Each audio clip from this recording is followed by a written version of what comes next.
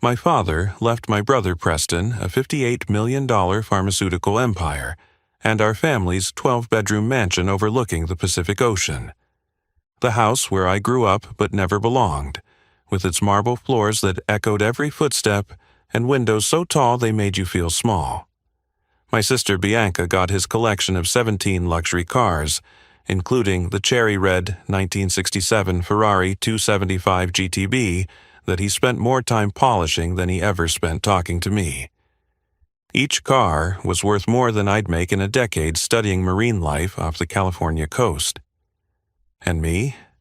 Dalton Mercer, the family disappointment who chose to study fish instead of finance. The son who became a marine biologist instead of a businessman. I got a sealed white envelope that made everyone in that mahogany-paneled room burst into laughter. Preston actually doubled over, his Armani suit creasing as he wheezed between breaths. Bianca covered her mouth with her manicured hand, trying to look sympathetic while her eyes danced with amusement. Even Mr. Quentin Hale, our family lawyer who'd handled my father's affairs for 30 years, couldn't hide his pitying look as he handed me that pathetic envelope. But when I opened it that night in my studio apartment, sitting on my second-hand couch with a glass of cheap whiskey in my hand, there was just one word inside, written in my father's distinctive handwriting, truth. Below it, an address I had to read 3 times to believe was real. Zimmermann Private Bank, Bahnhofstrasse 12, Zurich, Switzerland. The next morning, I stood in front of that bank's marble entrance, jet-lagged and confused, clutching my envelope like a lottery ticket I wasn't sure I wanted to cash. The security guard took one look at my name on the visitor's log and immediately called someone. Within seconds, a distinguished older gentleman appeared, his gray eyes studying me with an intensity that made my skin prickle. "Mr. Dalton Mercer," he said in accented English, extending his hand. "I'm Roland Zimmermann. We've been waiting for you for 17 years. What happened next changed everything I thought I knew about my father, Vernon Mercer. The man who built an empire. The man who treated love like a business transaction. The man who kept me at arm's length my entire life, criticizing every choice I made, dismissing every achievement that didn't involve profit margins or stock prices. Turns out, Vernon Mercer wasn't even his real name. And that envelope everyone laughed at? It was the key to understanding why my cold, calculating father had spent 40 years playing a role that destroyed his relationship with his youngest son. He didn't leave me out of his will because he loved me least. He left me out because I was the only one he could trust with the truth about who he really was, what he'd really built, and why everything my brother just inherited was built on a foundation of lies. My name is Dalton Mercer, and this is the story of how a single word in an envelope brought down a pharmaceutical empire and finally showed me who my father really was. I sat in my beat-up 2008 Honda Civic outside the Mercer estate, watching the October rain streak down my windshield. The mansion loomed ahead like something out of a Gothic novel, all stone and ambition. 32 rooms that held 32 years of my life, and not a single moment where I felt like I belonged. The will reading was in 20 minutes, and I already knew how this would end. Preston would get everything that mattered. Bianca would get everything that sparkled. And I would get what I'd always gotten from Vernon Mercer. Disappointment wrapped in disapproval.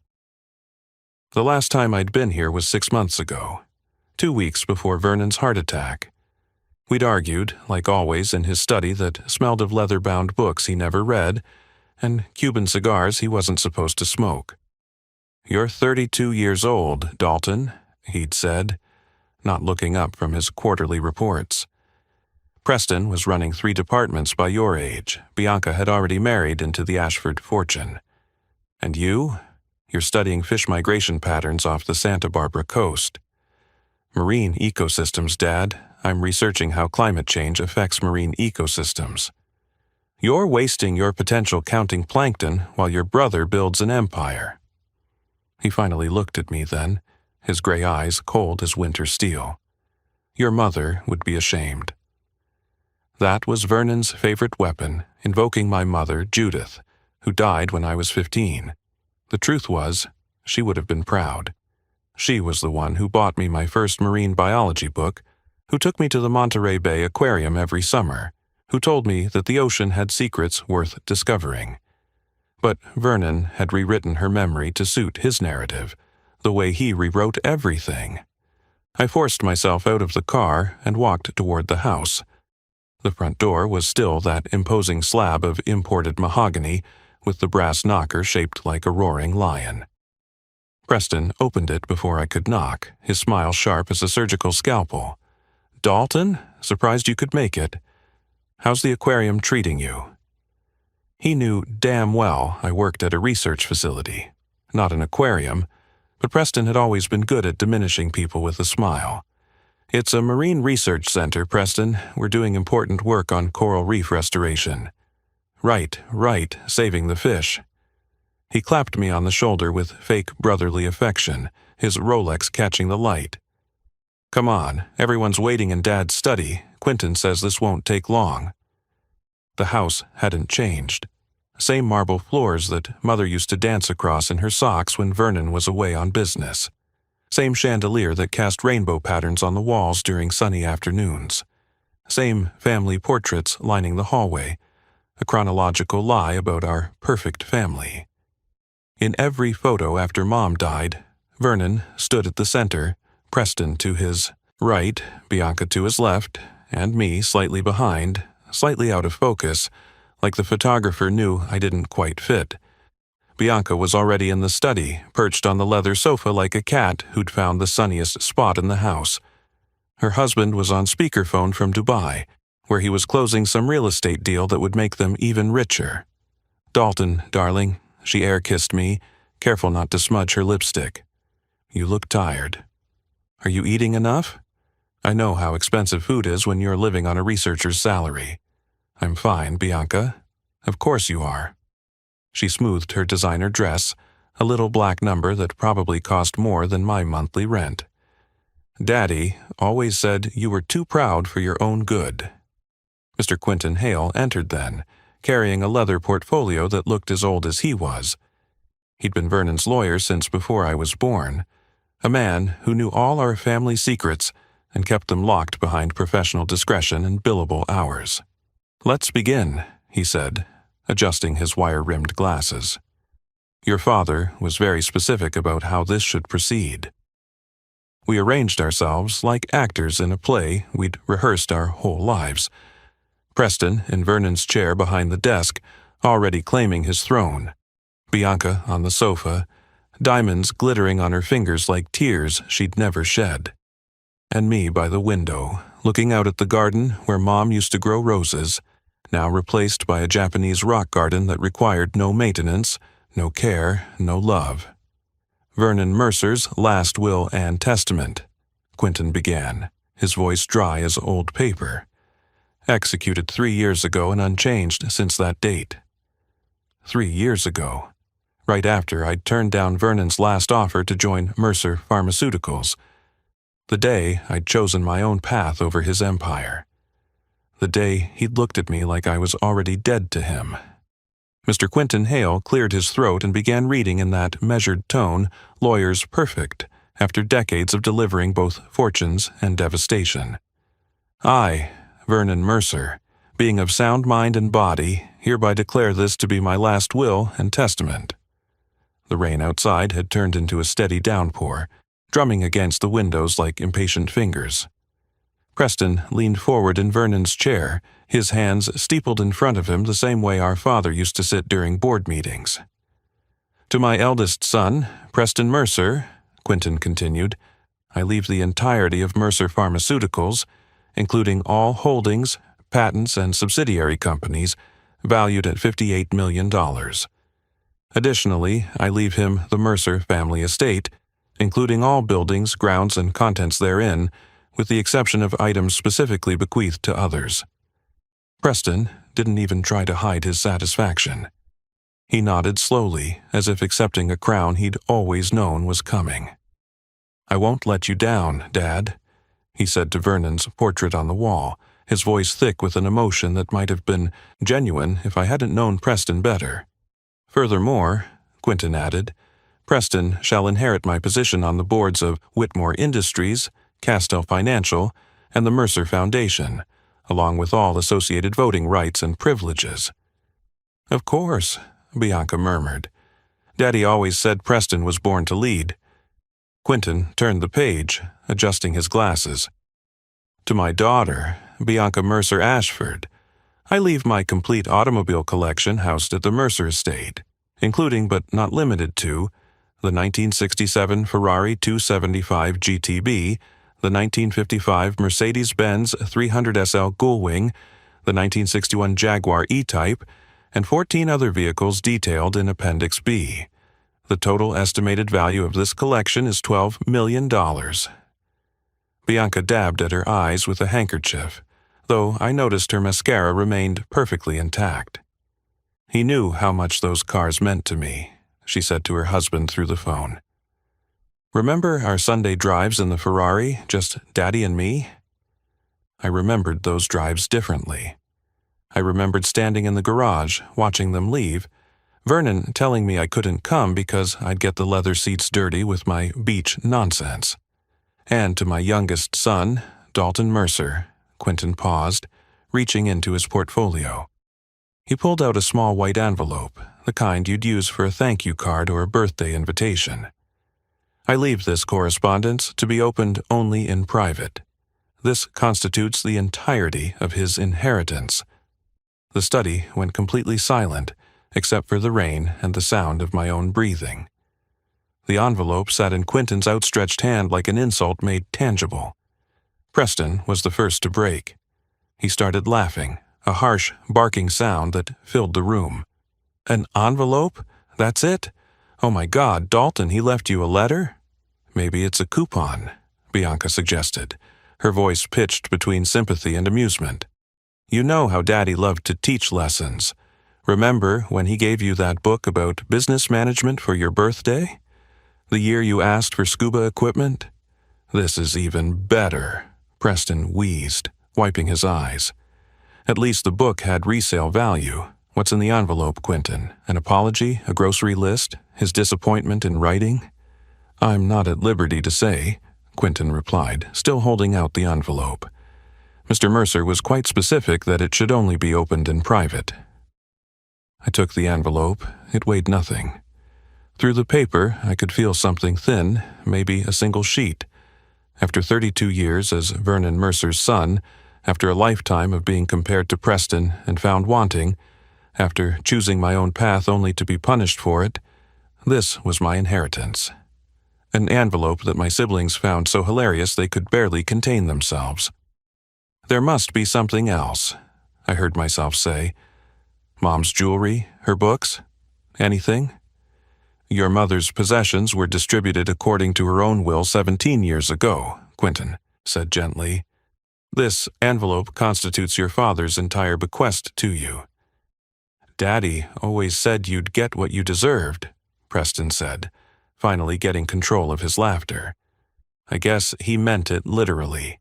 You walked away from the family business to play with fish, and now you get to keep doing exactly that.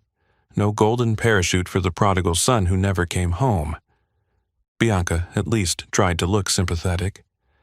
I'm sure there's something meaningful in there, Dalton. You know how Daddy was about his grand gestures. But she was already calculating. I could see it in her eyes. $12 million in cars for her, $58 million plus the estate for Preston, and an envelope for me. The family disappointment had been officially written out of the family fortune. I stood up, sliding the envelope into my jacket pocket. If that's everything, I should go. What, you're not staying for dinner? Preston asked, already settling into his new role as Lord of the Manor. We should celebrate, as a family. The word family in his mouth sounded like a door slamming shut. I walked out without answering, their laughter following me down the hallway, past the portraits, out the mahogany door, into the rain that felt warmer than that room. That night, I sat in my studio apartment in Santa Barbara, staring at the envelope on my coffee table. The place was exactly what you'd expect from someone living on a marine biologist's salary. Second-hand furniture, walls lined with research journals, and a fish tank with a single betta named Darwin that my landlord didn't know about. The envelope looked out of place here, too clean and crisp for my worn-down world. I poured myself 3 fingers of whiskey, the cheap stuff that burned just right, and picked up the envelope. Part of me wanted to burn it without opening it. Let Vernon's last words turn to ash like our relationship had years ago. But curiosity is the curse of every scientist, and I needed to know what final insult my father had crafted for me.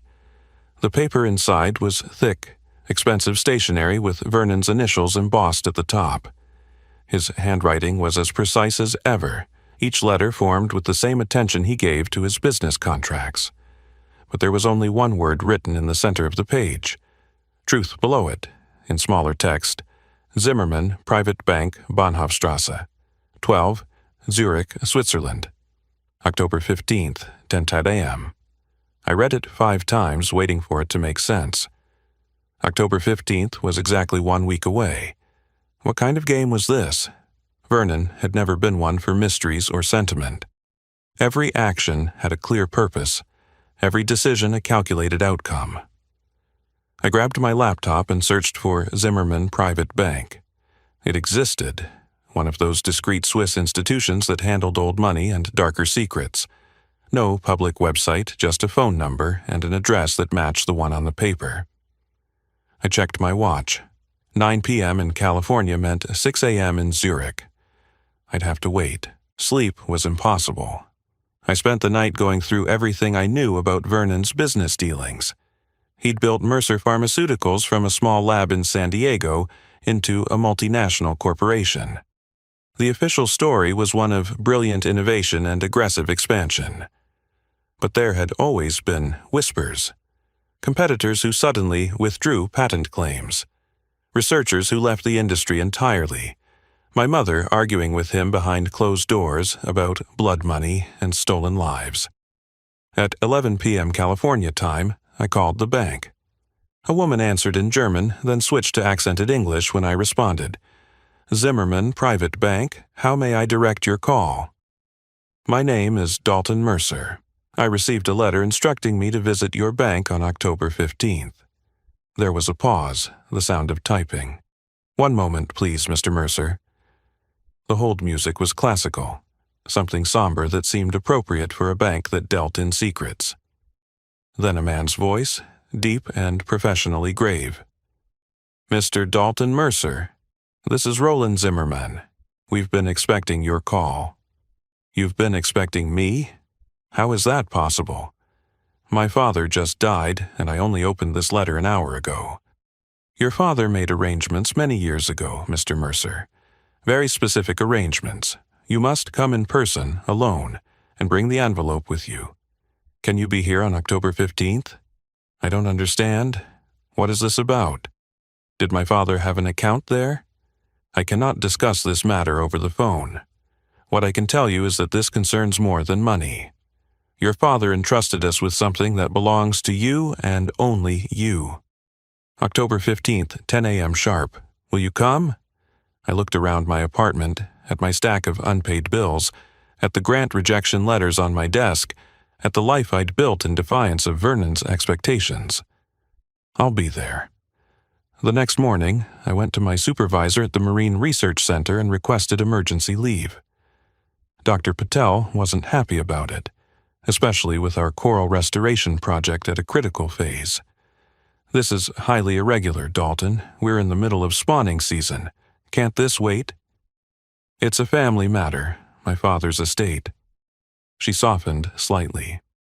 Everyone knew Vernon had just died, though nobody knew he'd essentially disinherited me. Take a week, but I need you back for the November readings. I emptied my savings account that afternoon, 2,136 euros and 82s. Enough for a round-trip ticket to Zurich if I flew economy and stayed in a hostel. My credit card had just enough room for the flight. Preston spent more than this on a single dinner, but it was everything I had. On the plane, pressed between a snoring businessman and a woman with a crying baby, I kept thinking about that word. Truth. Vernon had never been interested in truth, only in perception. He taught us to manage our image, control the narrative, never show weakness. So why now, after death, did he want me to find some truth in Switzerland? I remembered one night when I was 12, before Mom got sick. Vernon had come home from a business trip to Europe, and I'd heard him on the phone in his study speaking German. When he saw me listening, his face had turned to stone. "Never eavesdrop, Dalton," he'd said. "Some truths are too expensive for children to know." Now, 20 years later, I was flying to Zurich with his envelope in my pocket, chasing a truth he'd finally decided I could afford to know. The Zimmerman private bank looked like a fortress designed by someone who understood that true wealth whispered rather than shouted. Black marble facade, bulletproof glass, and a doorman who examined my passport with the intensity of someone defusing a bomb. Inside, everything was hushed elegance. Persian rugs that swallowed footsteps, paintings that belonged in museums, and the kind of silence that only serious money could buy. "Mr. Mercer," the receptionist said before I could speak, "Mr. Zimmerman is expecting you. Please follow me." She led me to a private elevator that required both a keycard and a fingerprint scan. We descended, the floors counting down like a countdown to something I couldn't name. Basement level 1. 2. 3. The doors opened to a hallway lined with steel vault doors. Roland Zimmerman stood waiting. A man in his 60s with silver hair and eyes that had seen enough secrets to fill libraries. "Mr. Mercer, thank you for coming. You have your mother's eyes." "You knew my mother?" "She came here once, shortly before her death. A remarkable woman. Please, this way." He led me to a vault door that looked like it could withstand a nuclear blast. The locking mechanism required his palm print, a 30-digit code, and a key that hung from a chain around his neck. Inside was a room I hadn't expected. Comfortable chairs, a mahogany table, and walls lined with filing cabinets. "Your father visited this room every year for the past 17 years, Zimmerman said, studying my face. "Always on the same date?" "October 15th. "That's today." "Yes, the anniversary of something that changed his life." "Please, sit." He pulled out a thick folder and placed it in front of me. Inside was a photograph of a young man I almost didn't recognize. Vernon, maybe 25 years old, standing in what looked like a laboratory, smiling. I'd never seen my father smile like that, genuine and unguarded. "Your father's real name was Otto Richter," Zimmerman began. "He was born in East Germany in 1952, a brilliant biochemist who developed a revolutionary antibiotic formula at age 26, something that could have saved millions of lives and cost pennies to produce." My hands went cold. "That's impossible. Vernon Mercer built his company from nothing. He's American, from Ohio." "Vernon Mercer from Ohio died in a car accident in 1979. Your father took his identity, his social security number, his whole life. It was the only way to escape what had been done to him." Zimmerman opened another folder, spreading out documents like tarot cards revealing a fortune I didn't want to know. Patent applications, laboratory reports, and then newspaper clippings in German, showing a laboratory fire, 3 scientists dead. "Your father's research partners were murdered," Zimmerman continued. "The laboratory was destroyed. The formula was stolen by an American pharmaceutical company that would eventually become part of what is now Mercer Pharmaceuticals. They made billions from his work while the world thought Otto Richter died in that fire. So, my father stole a dead man's identity to do what? Get revenge? To get evidence. He spent 40 years working his way up through the very company that stole his life's work. He documented everything. Every bribe, every stolen patent, every researcher they silenced. Your brother Preston has been taking money from competitors to keep certain drugs off the market. Your father has recordings, emails, proof of crimes that go back decades." I stared at the papers, my world tilting off its axis. Why didn't he just go to the authorities? because the authorities were bought. Judges, FDA officials, senators. The corruption runs so deep that he needed someone on the inside to build an irrefutable case, and he needed his family to be protected. Zimmerman pulled out another document, a bank statement. "This is the real inheritance, Mr. Mercer. $63 million. Money your father earned legitimately from his improvements to the stolen formulas, kept separate from the corrupt fortune. But it comes with a condition. Of course it does. You must use it to expose everything. Every crime, every cover-up, every death. Your father chose you because you walked away from the family business. You're the only one with clean hands. Preston is compromised. Bianca is innocent but weak. You chose science over money, integrity over comfort. You're the only one who can bring them down without being destroyed yourself." He handed me one final envelope. My mother's handwriting made my throat close up. "My dear Dalton," I read aloud, "if you're reading this, your father kept his promise. He was never the cold man he pretended to be. Every harsh word was to keep you away from the corruption. We pushed you toward the ocean because it was clean, honest work, pure science. Now you have a choice. Take the money and disappear, or finish what Otto started. Use the truth. Love, Mom." I looked up at Zimmerman, then back at the evidence of my father's 40-year deception. "He let me hate him." "He let you stay clean," Zimmerman corrected. "That was his gift, not the money, the freedom to choose the right thing." I thought of Preston in Vernon's chair, inheriting an empire built on blood. "Show me everything." 6 months later, I stood in a federal courthouse in San Diego, watching FBI agents escort Preston out in handcuffs. His Armani suit looked wrong with the silver. Bracelets, his confident smile finally wiped clean. The headline on every news site read the same. "Pharmaceutical giant falls. Founder's son exposes decades of corporate crimes." 17 executives indicted. $3 billion in settlements to families of silenced researchers. A complete restructuring of drug pricing that would save thousands of lives. Preston saw me as they led him past. "You destroyed everything Dad built," he hissed. "No," I said quietly. "I destroyed everything Otto Richter had stolen from him." The story had broken slowly at first. I'd hired the best investigative journalists money could buy, fed them documents one revelation at a time. The stolen patents from East Germany, the researchers who died in suspicious accidents, the FDA officials on Mercer Pharmaceuticals' payroll, and Preston, recorded in his own voice, laughing about keeping cheap insulin alternatives off the market because diabetics will pay anything to stay alive. Bianca had called me crying when the first story broke. "How could you do this to us? To Daddy's memory?" "Dad's memory was a lie, Bianca. Everything we had was built on other people's graves." She'd sold the cars within a week, before the FBI could seize them. Every penny went to medical research charities, her way of washing the blood off her inheritance. We don't talk anymore, but I heard she's volunteering at a free clinic in Guatemala, trying to balance the scales. The Mercer estate was seized as evidence, then sold at auction. Someone turned it into a rehabilitation center for people recovering from opioid addiction, which felt like the kind of justice my real father would have appreciated. I drove by it once and saw recovering addicts tending to a garden where Vernon's Japanese rocks used to be. They were growing roses, like Mom used to.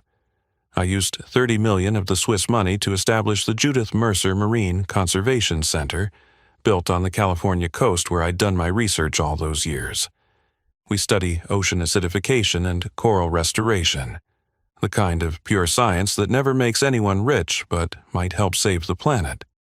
The remaining money went to lawyers, investigators, and a trust fund for the families whose relatives had their work stolen by Mercer Pharmaceuticals.